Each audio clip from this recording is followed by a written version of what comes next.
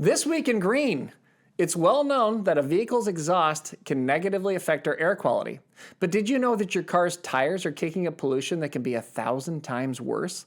That's why a tech startup in the UK called the Tire Collective has invented a device to capture these particles right off the wheel using electrostatic technology and spinning aerodynamics. This device has been proven to capture up to 60% of tire wear off the roads. These harmful non-exhaust emissions, or NEE particles, are released from the brakes, tire wear, and dust. And, in fact, tire wear is the second largest microplastic pollutant and a major contributor of the air particulate matter emissions of both PM2.5 and PM10 from road transport. Once captured and collected by the device, these particles can be recycled back into new tires or transformed into inks and dyes. During the design phase, the Tire Collective aimed to create a device with nearly zero effect on the vehicle's mileage by relying on airflow for passive propulsion. This tech comes as a more accessible and immediate method of capturing tire wear, as the technology to create tires out of environmentally friendly materials is still a long way off. A strong opponent to this tire-catching tech has come forward but prefers to stay anonymous.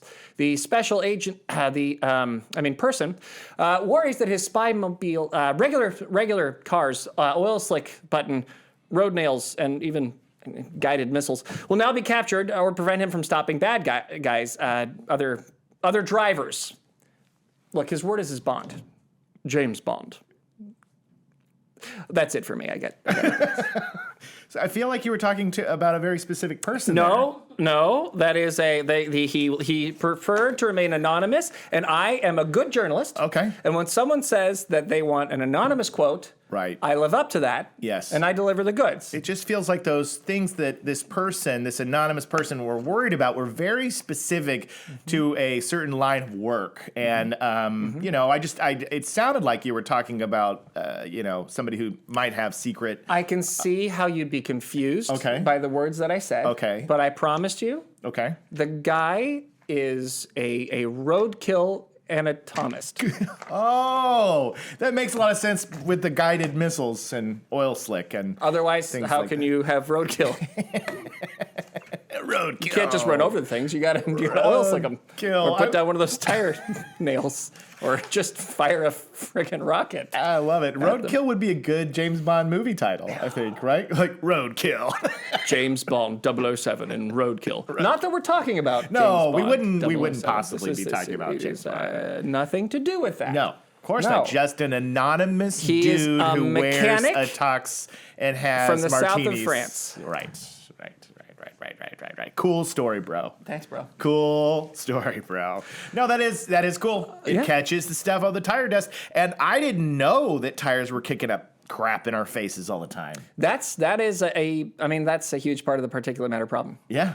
I mean, it really is, and I think it's interesting. We in the article we talk a bit about PM 2.5 and PM 10, and we've talked about that before in the show. PM 10 is really tiny, but your lungs can catch it and then eventually get it out. It's still not good for you. You still don't want to have a bunch of that in your lungs. But yeah, the grounding down of the rubber that happens on the highways is so much that it actually gets down to this PM 2.5. The problem with PM 2.5 is it can pass through your lungs, get into your blood, and cause all sorts of havoc on your body. So that's wicked small. It is wicked small. It also can get caught up in places and again, cause... it can be a carcinogen. It can cause cancer. It can cause all sorts of things. So it's an issue.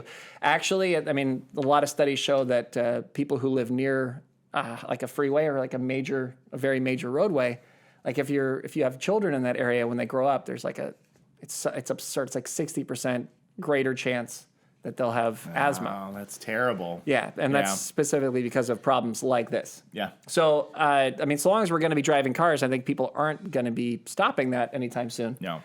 Getting tech to help reduce that. I mean, if we were to limit that by 60%, as they say it does, it actually would be an incredible help. Yeah, so that should almost be, this device they created should almost be a device that comes pre-built on every car. Which I'm sure is why they asked us to put it on the show. No, I didn't mean to make an advertisement for them. They didn't actually ask us to put it on the show. I'm joking. We research these things. We have a crack team of researchers. Who go and look at what's out there, and they pulled this one down. Yeah, so, no, I imagine that's the goal, right? It's to work with the government, probably get some grants to do more research on it, and then to get it, to have it mandated to put on. Because it's a problem on an electric vehicle. It's a problem that's exactly what I was going to say. It's on any vehicle you drive. Yep. Because tires, like you were saying, they're like, yeah, we'd love to make tires out of environmentally friendly materials. That's a huge obstacle. Like if you start throwing those on cars and tires are just bursting because they're made out of like plant. I would argue it wouldn't matter. It wouldn't because matter. if you made them out of environmentally friendly materials, if you made them out of something that biodegrades, it's still going to be ground down into tiny particulate matter, which is going to get into your blood and cause all sorts of problems. Yeah. So as much as they're trying to say, hey, I know you were talking about newer tech for tires or whatever else. I mean, until we got the things floating, which we were promised as children by 2015, because we saw Back to the Future. I watched Back to the Future. Did you watch Back to the Future? I watched Back to the Future. We were promised flying cars, which don't require the wheels, but whatever. Whatever. No big deal. You guys are busy flying your drones. I should be riding one. You know what I mean? That to me is that's what they got to do. That's where we're headed. They got to make the drones into passenger drones. Yeah. And then have like a whole... It's like you have a safety system, right? Right. So one is like you have like maybe an airbag kind of thing that blows out on the bottom. Right. So that it helps to absorb the impact if you fall. You have like a height limit. You can only go up however many feet. Whatever, 6 to 12 feet or something like that. Yeah.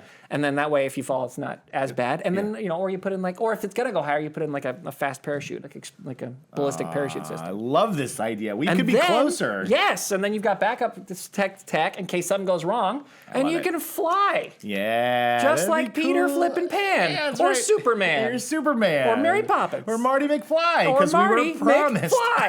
Flies. Marty McFly flies. A couple docking points. Okay. They were the UK winners of the 2020 National James Dyson Awards. Oh, Dyson. Of Dyson vacuum fame. Dyson vacuum. He sucks. I mean that as a joke. Very, very hard. Very hard.